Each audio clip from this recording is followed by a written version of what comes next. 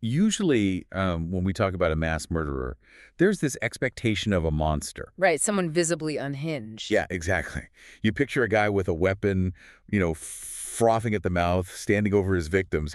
It's terrifying, but it's recognizable. Because you can comprehend the violence. It looks like violence. Right. But then you step into the world of bureaucratic, state-sponsored genocide, and suddenly that image is, well, it's totally wrong. We're looking at a landscape of evil that is mostly just paperwork. I mean, it is the absolute definition of administrative sanitized murder. It really is. Yeah. And for today's deep dive, we're synthesizing a massive stack of historical sources to look into this. We've got Mossad operational archives, museum exhibit notes from the Shoah Memorial. Thousands of pages of trial transcripts from Jerusalem, too, and some really extensive historical analyses. Yeah. And our mission today is to understand one specific man, and through him, understand how a modern state turns into a killing machine. We're looking at Adolf Eichmann, the architect of the Holocaust. And I'd ask you, the listener, to reflect on something as we go through this history. Think about how often we hide behind the phrase, "I was just doing my job." Oh, man. Yeah. Or, I'm just a small cog in the machine. Exactly. We hear it all the time in modern bureaucracies. This deep dive explores the ultimate, horrifying extreme of that exact mindset. And to truly understand the gravity of who this guy was and why his eventual capture in Argentina was such a monumental moment, we have to spend the vast majority of our time today looking deeply into what he actually did. Right, because this isn't just some spy story. No, not at all. Yeah. So think about your own office job for a second. Think about the spreadsheets you update, the emails you And send. daily logistics you manage. Yeah. Now imagine the rows and columns aren't revenue or inventory. Imagine those rows are train cars holding thousands of starving people. And your job is to make sure those trains arrive at a gas chamber on time. It's chilling. No. So we don't start with a monster in a lair. We start with a guy who was, frankly, a bit of a failure. He really was. Born in Germany in 1906, moved to Austria as a kid. He did poorly in school, didn't finish his engineering degree. Right. He worked briefly for his dad's mining company, and then he spent years as a traveling oil salesman for vacuum oil. Which is just such a mundane image. He was literally riding a motorcycle around Upper Austria, pitching kerosene to farmers. Imagine a mid-level corporate manager, Yeah. just a guy driving around trying to make a quota. He was essentially a nobody looking for a place to belong. And, the early 1930s were a time of massive economic instability in Europe. Absolutely. The Great Depression had hit hard. Right. So in 1932, a family friend suggests he join the Austrian branch of the Nazi Party and the SS. And for a guy who had failed at academics and was struggling in his career, that offered an identity, didn't it? It did. It offered a sharp uniform, a sense of superiority, and a rigid hierarchical structure where he didn't have to think for himself. Then, in 1933, he loses his job at Vacuum Oil due to staffing cutbacks. That's a pivotal moment. Yeah, because the Nazi Party is banned in Austria around the same time for their subversive activities. So he crosses the border, moves back to Germany. He joins an SS liaison team, smuggles propaganda, and eventually ends up in the SD. The Sicherheitsdienst, the intelligence agency of the SS, run by Reinhard Heydrich. Yep. It was basically the ideological brain trust of the Nazi terror apparatus. But Eichmann is assigned to the department dealing with Jewish affairs. And he's not a policymaker here, right? He's a clerk. Just a clerk. He teaches himself some basic Hebrew and Yiddish, reads a few books on Zionism, and suddenly, in this blind bureaucracy, he's considered the expert on Jewish matters. It's wild. So in 1938, the Nazis annex Austria, the Anschluss. Eichmann is sent back to Vienna. And his job at this point wasn't extermination, was it? No, the official policy in 1938 wasn't mass murder yet. It was forced emigration. They wanted to make the Reich Judenrein free of Jews. So Eichmann is appointed to head this newly created Central Agency for Jewish Emigration. He sets up shop in an old palace, the Palais Albert Rothschild. Which the Nazis had confiscated from the wealthy Jewish banking family. Right. And inside this palace, he basically creates a factory for forced expulsion. And the sinister genius of his Vienna model, if you can call it, that was how he centralized the terror. How so? Like, what does it look like before him? Well, before Eichmann, a Jewish citizen trying to leave Austria had to go to a dozen different government offices. The tax office, the police, the registry. The foreign ministry? Exactly. It took months. And at any point, an official could just deny the paperwork. Eichmann realized this was inefficient. He hated inefficiency. He despised it, so he put all those offices in one single building. It was literally an assembly line of extortion. I was reading the sources, and it's like imagine walking into that palace. You go from desk to desk. Desk 1, you sign over your house. Desk 2, you surrender your bank accounts. Desk 3, you pay an exorbitant flight tax. And by desk 4, your passport is stamped with a red J. By the time you reach the end of the line, you are entirely destitute. But you have a piece of paper allowing you to leave the country within a matter of days. And if you didn't leave, You were sent to a concentration camp. unbelievable. Jewish community organizations were placed under the direct supervision of the SD, right? He forced the Jewish leaders to administer this whole process. He did, and his really evil innovation here was how he funded it. He used the money seized from wealthier Jewish families to pay for the deportation logistics of poorer Jews. So he forced them to fund their own ethnic cleansing. Exactly. By the time he left Vienna in May 1939, nearly 100,000 Jews had left Austria legally, stripped of all their wealth. And many more were smuggled out. Eichmann didn't see human beings at all. He just saw a logistical puzzle. How do you move X number of units out of an area using Y amount of confiscated funds? And his success there gets him promoted. He goes to Prague to do the exact same thing, then to Berlin by late 1939 to command the Reich Central Office for Jewish Emigration. So he's running the whole show for the entire German territory now, working directly under Reinhard Heydrich and Heinrich Müller, the head of the Gestapo. Right. But the outbreak of World War II in September 1939 changes everything. Because suddenly Germany controls Western Poland. They have millions more Jews under their control. And the borders of the world are closing. Emigration is no longer a viable policy because no other countries will take in these refugees. Right, which leads us to his first real foray into mass death, the Nisko Plan, in October 1939. Yeah, Eichmann is tasked with deporting about 70 to 80,000 Jews from Moravia and German-occupied Poland. And on his own initiative, he chooses this place called Nisko. It's on the San River in the far southeast of Poland, right on the border with the newly Soviet-occupied territory. He designates it as a new transit camp, but the word camp implies infrastructure. Right, like barracks or fences. Exactly. But in the last week of October, he ships 4,700 Jews by train to this area. They were unloaded, and what do they find? Literally an open meadow. A swampy, freezing marshland in late autumn. There was no water supply, no food rations, no barracks, no sanitation, nothing. They were just dumped there. The sources say Eichmann's SS men drove many of these deportees into Soviet territory.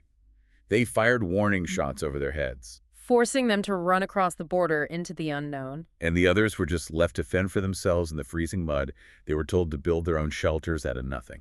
The complete lack of concern for the human toll is just staggering here. Eichmann didn't care if they starved or froze in that meadow. He just needed them off his ledger in Vienna and Prague. But the Nisko operation was called off eventually, right? It was, but not for humanitarian reasons. Higher-ranking Nazi officials decided the trains were better used for military purposes. Because the war effort was paramount, and his civilian deportation trains were clogging the railways. Plus, the SS realized that just dumping people in a field caused administrative chaos for the local German occupation authorities. So Nisko was a failure due to train shortages and local pushback. Eichmann needs a new plan. Which brings us to August 1940. He releases a detailed memorandum calling for the Madagascar Project. Madagascar. Because the French had just surrendered, and France controlled the island of Madagascar off the coast of Africa. Right. Eichmann's plan was to demand Madagascar from the French in the peace treaty and resettle 1 million Jews a year for 4 years to this island. But Madagascar is a tropical island. It was completely unsuited to sustain a sudden influx of 4 million European refugees. Exactly. There was minimal agriculture, deadly tropical diseases, virtually no modern infrastructure. It would have been a slower geographical death sentence. The island was basically intended to be run as a giant police state governed by the SS. But, some people listening might ask, why go through this elaborate, massively expensive plan to ship 4 million people across the globe? Yeah. Why not just execute them then and there? It's a valid question. The thing is, the evolution of Nazi policy hadn't fully shifted to industrialized annihilation yet. In 1940, they wanted a Europe free of Jews. But the physical mechanics of the gas chambers hadn't been formalized into state policy. They were still exploring territorial solutions. Finding a dumping ground far enough away that the problem would be out of sight and out of mind. Exactly. But the Madagascar plan stalled for a very practical reason. The British Royal Air Force won the Battle of Britain. So Britain still controlled the Atlantic seas with its navy. Germany couldn't safely use its merchant fleet to ship millions of people across the ocean. Right, the British would have sunk or intercepted the ships, so the plan was shelved. But the takeaway here is, give Eichmann an island, he'll figure out the shipping schedules. Give him a swamp in Poland, he'll figure out the train timetables. He was a man obsessed with the mechanics of movement. And by late 1941, the situation changes drastically again. Germany invades the Soviet Union. Now they have millions more Jews under their control. The territorial solutions are completely dead. Yeah. So the Nazis deploy the Einsatzgruppen, the mobile killing squads. These are SS death squads following the army into the Soviet Union. Rounding up men, women, and children, forcing them to dig their own graves in ravines and forests, and shooting them by the hundreds of thousands, like Babi Yar in Ukraine, where over 33,000 people were shot in 2 days. But the high command of the SS, particularly Heinrich Himmler, views this method as inefficient. Inefficient. Yeah. The language is just vile. Bullets were expensive and needed for the frontline troops. Furthermore, shooting unarmed civilians point blank day after day takes a massive psychological toll on the German soldiers. Himmler actually witnessed a mass shooting and was physically sickened, according to the records. Right. They realized they couldn't murder millions of people this way. They needed a method that distanced the killers from the act of killing. They need a synchronized, statewide system, a permanent solution. So in January 1942, the top brass of the German government gathers to solve their terrible logistics problem. They meet at a beautiful, wealthy villa in a suburb of Berlin, the Wannsee Conference. Reinhard Heydrich hosts the administrative leaders of the regime, the Justice Ministry, the Interior Ministry, the Foreign Office, and Eichmann is there. But he's not sitting at the head of the table. He's the meticulous, hyper-competent secretary. In preparation for this meeting, Eichmann drafts the master list. He compiles the exact numbers of Jews in every single European country. Including countries Germany hadn't even conquered yet, like Ireland and England. Wow. And he prepares the statistics. He oversees the stenographer. He writes the official minutes of the meeting. And the language used in those minutes is incredibly revealing. They never use the words murder or kill. Right. Eichmann filters the horrific reality through these bureaucratic euphemisms. They talk about evacuation to the east. They discuss special treatment. They talk about natural diminution through hard labor. They aren't in a dark basement screaming about blood and soil. They're sitting around a beautiful mahogany table, drinking cognac, smoking cigars, and calmly turning genocide into official state policy. Every branch of the German government agrees to cooperate. And Eichmann later testified at his trial that he felt a sense of satisfaction and relief after this meeting. Satisfaction. Yeah, because the decision was made, the higher-ups had spoken, and the entire state apparatus was now aligned. His job was just to execute the paperwork. So following Wannsee, the extermination camps are built in occupied Poland, Bejik, Sobibor, and Treblinka.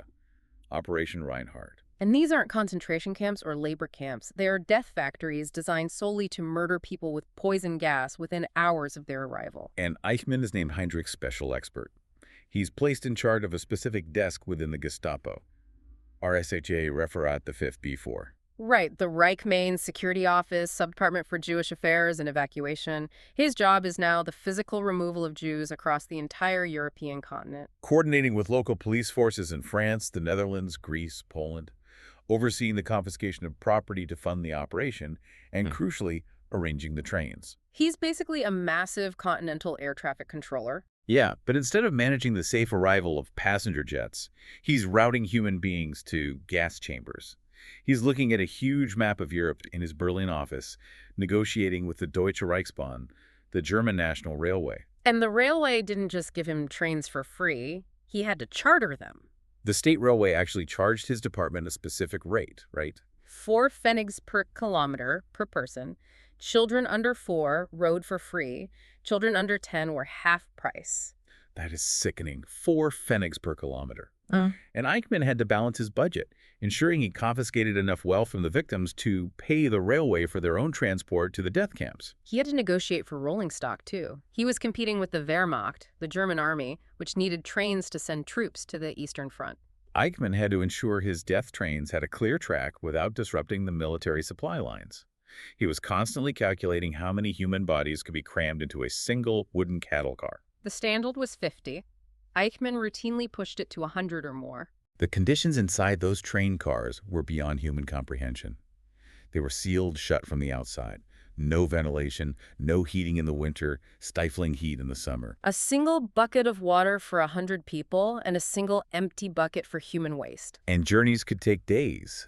The historical sources note that from the start of the war until April 1941, around 63,000 Jews were transported into the general government zone of Poland.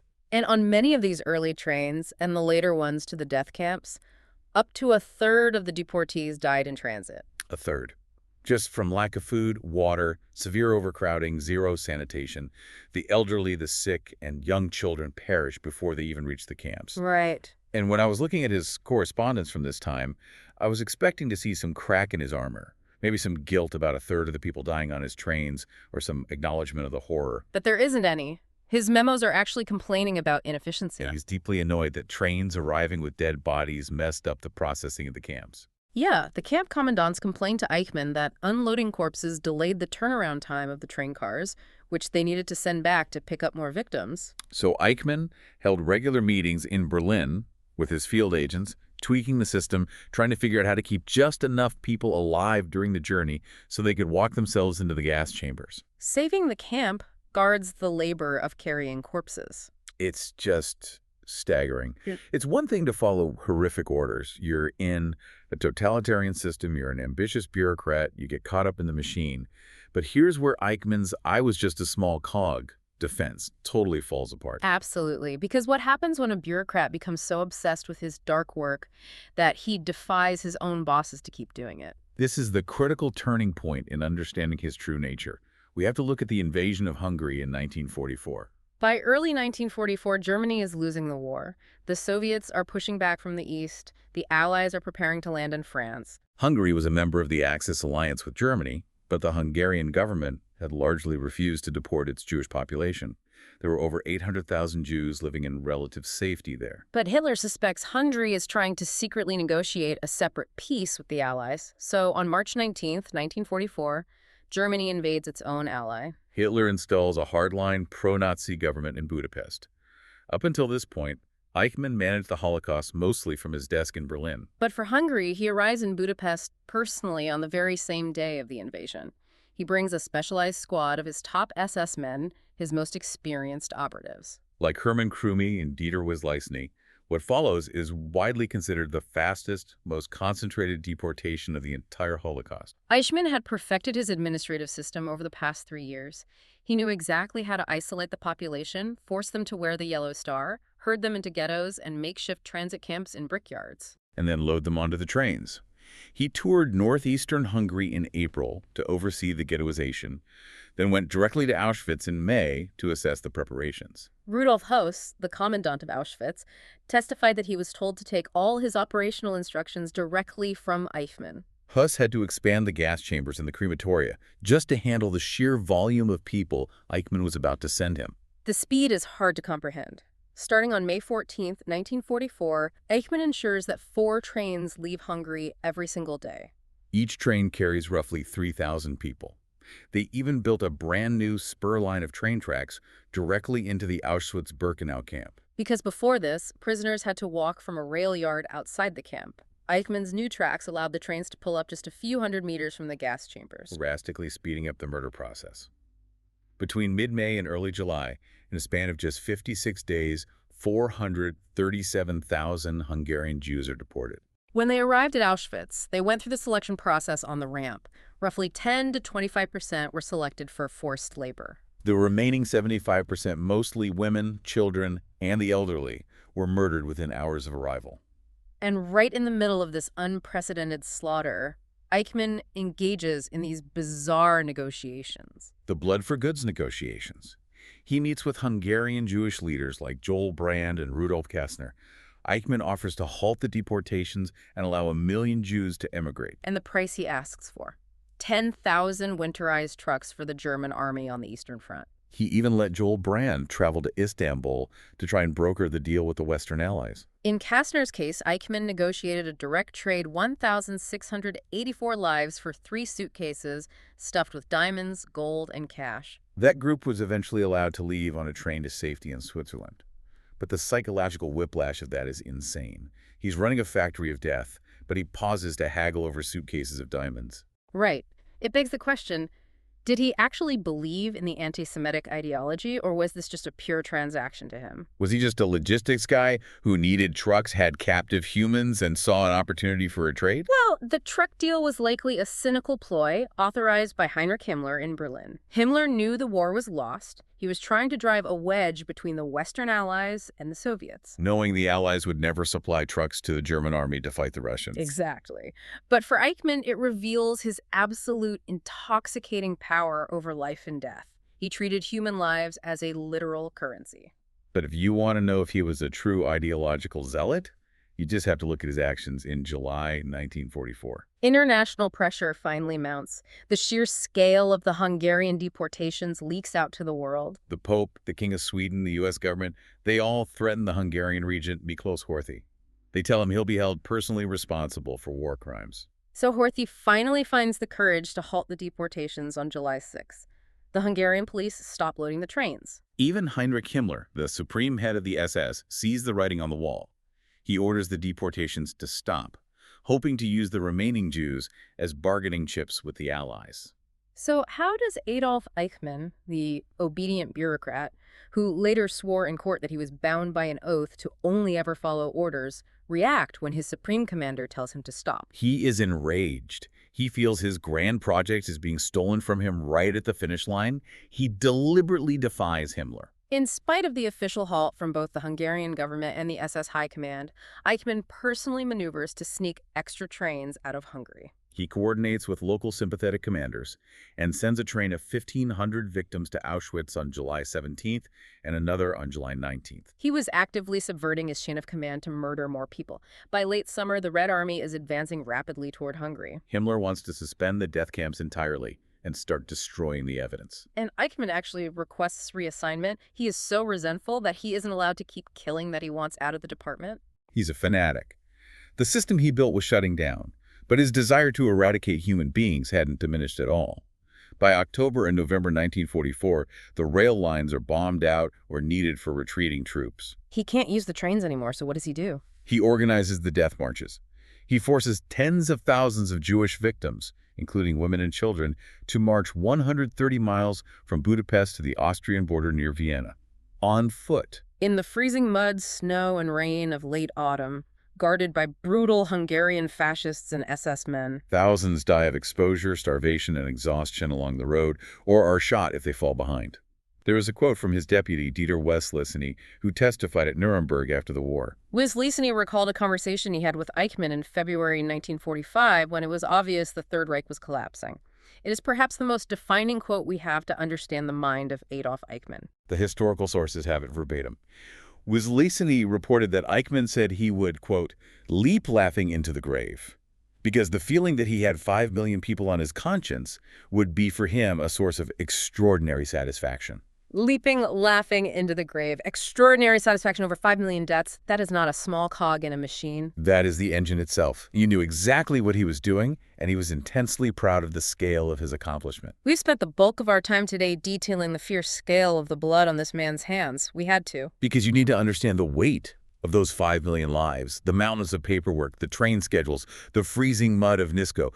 You need that context to understand the absolute outrage of what happens next. How does a man who is proud of 5 million murders simply vanish into thin air when the war ends? Initially, he doesn't entirely vanish.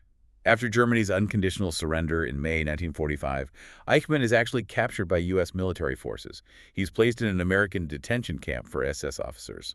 But he had taken precautions. He had removed the SS blood group tattoo from under his arm. He uses a fake name, Otto Eichmann. The Americans don't realize they have the architect of the Holocaust in their custody. He realizes it's only a matter of time before his real identity is discovered as the Nuremberg trials gear up. So he manages to escape from the work detail at the camp. He spends 4 years roaming Europe, hiding out on a farm in the Lüneburg Heath, working as a forester and a chicken farmer in the British occupation zone under another fake name, Otto Henninger. But he knows Europe isn't safe permanently. This leads to the rat lines. which is just one of the most frustrating and morally bankrupt parts of post-war history. The rat lines were escape routes for Nazis fleeing Europe, often running through Italy to South America. In 1950, Eichmann makes contact with a network of Nazi sympathizers. This network specifically involves a high-ranking Catholic bishop named Ellis Hudol, who was stationed in Rome. Hudol was a known fascist sympathizer who believed he was saving anti-communist soldiers. With the help of this network, Eichmann is provided with a Red Cross humanitarian passport. All it took was a priest vouching for his identity. He is issued passport number 100-940. He assumes the alias Ricardo Clement, a stateless mechanic from South Tyrol. He travels across Europe, staying in monasteries that had been set up as safe houses. On June 17, 1950, he boards a ship called the SS Giovanni C, departing from Genoa, Italy. A month later, he arrives in Buenos Aires, Argentina. Argentina at this time was under the rule of President Juan Perón. Perón admired fascist regimes and deliberately turned Argentina into a massive safe haven for fleeing Nazis, offering them technical and military jobs. Eichmann struggles initially, working various odd jobs, but eventually gets a stable position as a foreman at a Mercedes-Benz factory in Buenos Aires. He feels secure enough to send for his family. He brings his wife Vera and his kids over in 1952. They eventually buy a plot of land and build a small rudimentary house on Garibaldi Street. In the San Fernando district. It's an impoverished area. The house doesn't even have running water or electricity at first. The man who orchestrated the movement of millions across a continent is now living in a brick shack, taking the local bus to a car factory. But his ego couldn't handle the obscurity. He wasn't completely silent. In 1956, he sits down for months of extensive interviews with a Dutch Nazi expatriate journalist named Willem Sassen. Sassen wanted to write a biography to prove that the Holocaust was an Allied exaggeration. They recorded hours of audio tapes in Sassen's living room, drinking heavily, producing thousands of pages of transcripts and handwritten notes. And on these Sassen tapes, Eichmann drops the bureaucrat mask entirely. He is annoyed that history is giving credit for the Holocaust to other Nazis. He wants his recognition. He explicitly confesses. He says, quote, "I didn't care about the Jews deported to Auschwitz, whether they lived or died. Jews who were fit to work would work, and those who weren't would be sent to the final solution." And when Sassen asks him directly, when you say final solution, do you mean they should be eradicated?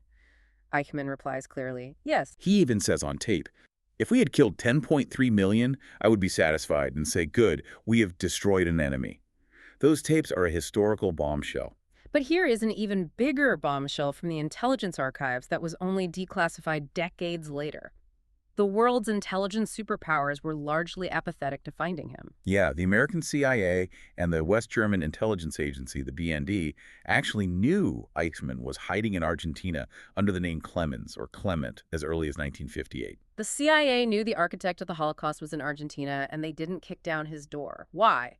Because of the geopolitical realities of the Cold War. Eichmann knew secrets. He knew the wartime activities of many former Nazis who were now serving in prominent positions in the U.S.-backed West German government. One prominent example was Hans Globke, a key national security advisor in West Germany who had helped draft the anti-Semitic Nuremberg laws. West Germany was a crucial bulwark against the Soviet Union. The CIA and the West German government preferred Eichmann stay quiet and hidden in Argentina, rather than risk him taking the stand in a high-profile trial and embarrassing high-ranking officials in Bonn. They were worried it would destabilize the West German government. The geopolitics of the Cold War literally took precedence over Holocaust justice. It is sickening. It really is. The intelligence superpowers looked the other way. The entire world had essentially moved on.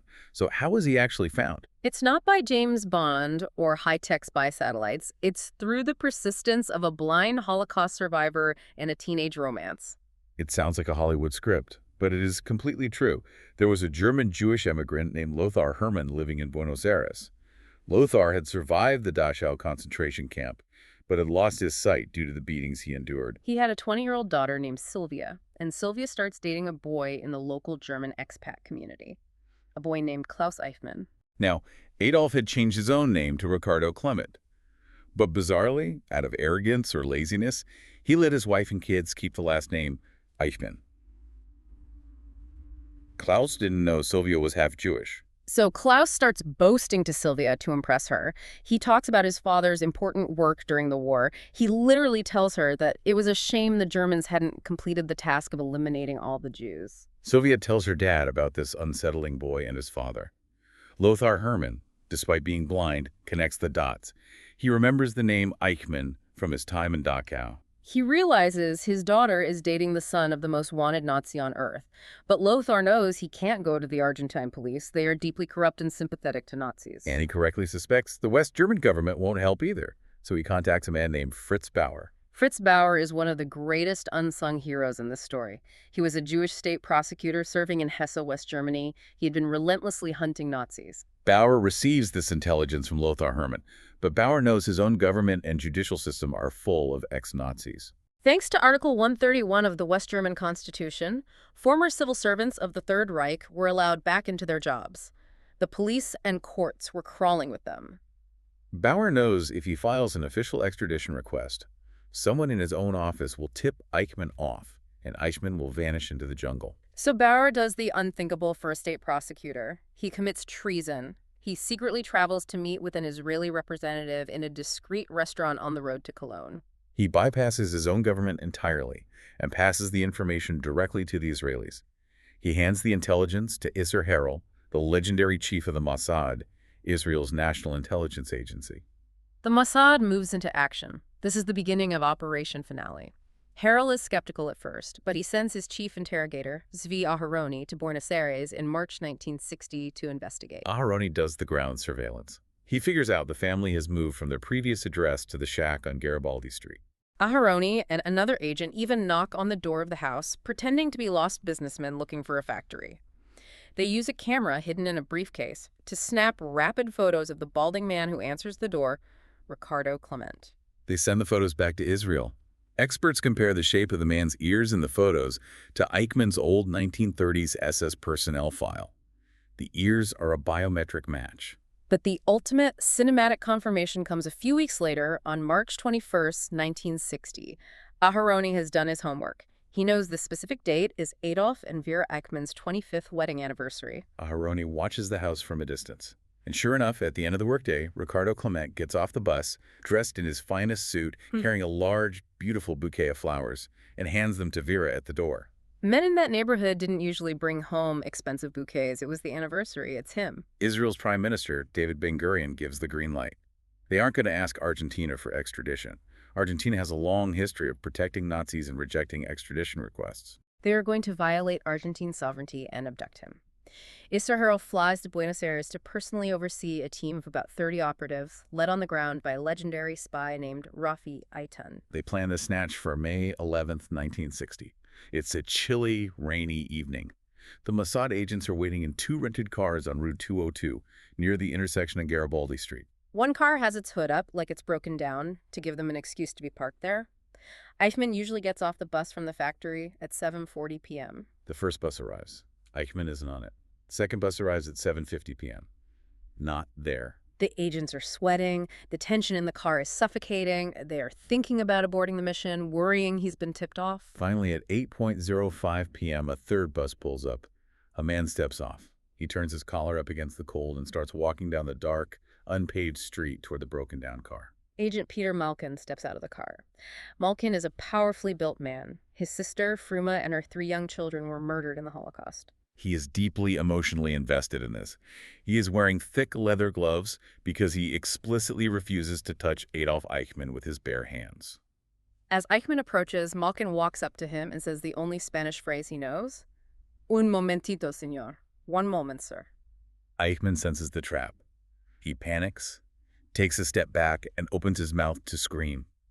Malkin hits him with a wrestling hold, tackling him violently into a muddy ditch by the side of the road. They tumble into the water.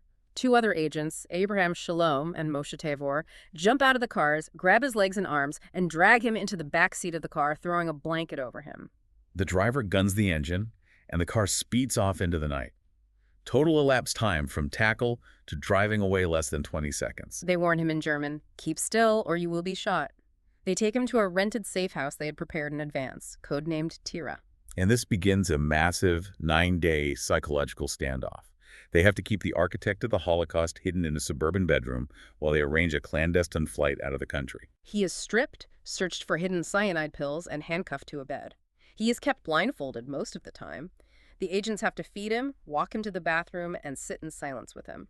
I just keep thinking about the sheer willpower of those young Mossad agents. Many of them were Holocaust survivors themselves or had lost their entire extended families. How do you sit in a room with the man who murdered your families for 9 days holding a gun and not just execute him in a rage? It required incredible, almost superhuman operational discipline. Isser Harel had given strict orders: Israel does not want a corpse. A corpse doesn't teach the world anything. Bring him back alive to stand trial in front of the Jewish people. The interrogations in that safe house are a fascinating study in contrasts. Zvi Haroni conducts the formal interrogations. He goes by the book. He asks for his SS numbers, his party membership number. Eichmann, ever the submissive bureaucrat when faced with authority, drops the alias almost immediately. Once he realizes they're Israelis, he seems almost relieved to stop hiding. He states clearly, "I am Adolf Eichmann." But Peter Malkin takes a totally different approach. Malkin is explicitly ordered not to speak to the prisoner outside of operational commands. But Malkin breaks the rules. He takes his mask off, he starts talking to Eichmann during his guard shifts, he shares his own wine and cigarettes with him, he plays music on a record player, he plays on Eichmann's vanity. It's psychological manipulation, but it's vital. Malkin knows the Israeli government needs Eichmann to voluntarily sign a consent form agreeing to stand trial in Jerusalem. They need this document to help legally defend the abduction on the international stage, to show he wasn't dragged kicking and screaming. So Malkin talks to him about family, about normal life. He treats him like a human being. And then Malkin confronts Eichmann. He tells him about his sister, Fruma, and he tells him about his little nephew, a blonde-haired boy who was murdered in the camps. And Eichmann's response perfectly encapsulates his twisted worldview. He thinks for a second, looking at Malkin, and says, "Yes, but he was Jewish, wasn't he?" It's chilling. To Eichmann, a child's murder is justified purely by administrative categorization. The boy was in the wrong column on the spreadsheet, so he had to die. But Malkin's tactic works. By treating Eichmann with a calculated, superficial humanity, he pierces Eichmann's psychological defenses. Eichmann feels respected. He signs the document stating he is ready to travel to Israel to face a court of law. So now they have the consent, but they still have to get him out of Argentina. The Argentine police and the local Nazi network are frantically searching for him. It's May 20th. Israel has arranged for a special El flight. It's the first time an Israeli national airline plane has ever flown to Buenos Aires. It carried an official diplomatic delegation to celebrate Argentina's 150th independence anniversary. It's the perfect cover story for having a massive plane on the tarmac. But how do you get the most wanted man in the world, a kidnapped fugitive? Through standard airport security and passport control. You fake brain damage. Seriously. The Mossad operation was incredibly resourceful. They had an agent check into a local Buenos Aires hospital a few days prior, claiming he had suffered a severe concussion in a car accident. He exhibited all the symptoms of head trauma. After a few days, the agent asks to be discharged so he can fly back to Israel for treatment. The hospital issues official medical discharge papers saying this patient needs to fly home under medical supervision. Mossad takes those illegitimate documents. An Israeli doctor on the team injects Eichmann with heavy sedative enough to make him groggy and unresponsive, but not enough to put him in a coma. They dress the sedated Eichmann in a crisp flight attendant uniform. They prop him up with Peter Malkin and another agent supporting him by the arms, acting like buddies helping a drunk friend. They walk him right through the airport. They hand the Argentine border guards the fake medical papers for a Rafael Arnan, an El crew member who had suffered a head injury. The guards buy the story completely. They stamp the passport, and the agents carry Eichmann up the stairs and onto the plane. The plane takes off. Once they are safely in the air, over the Atlantic Ocean, and completely out of Argentine airspace, Isser Harel goes to the cockpit. He finally tells the flight crew who the groggy man sitting in first class actually is. The flight lands in Israel. Prime Minister Ben-Gurion announces to the Israeli parliament, the Knesset, that Adolf Eichmann is in state custody. The world is stunned. Argentina is furious and protests to the United Nations, but the reality is undeniable. The man who operated in the shadows, the man of memos and train schedules, is about to be brought into the light. The trial begins in April 1961 in Jerusalem. Because of assassination threats, Eichmann is placed inside a specially constructed, bulletproof glass booth in the center of the courtroom. It is a watershed moment in history. The Attorney General of Israel, Gideon Hausner, leads the prosecution. He opens the trial with an unforgettable, poetic statement. "When I stand before you here, judges of Israel, to lead the prosecution of Adolf Eichmann, I am not standing alone. With me are 6 million accusers." but they cannot rise to their feet and point an accusing finger towards him who sits in the dock and cry, "I demand justice." For their ashes are piled up on the hills of Auschwitz and the fields of Treblinka. Over the next 57 days, 112 witnesses take the stand.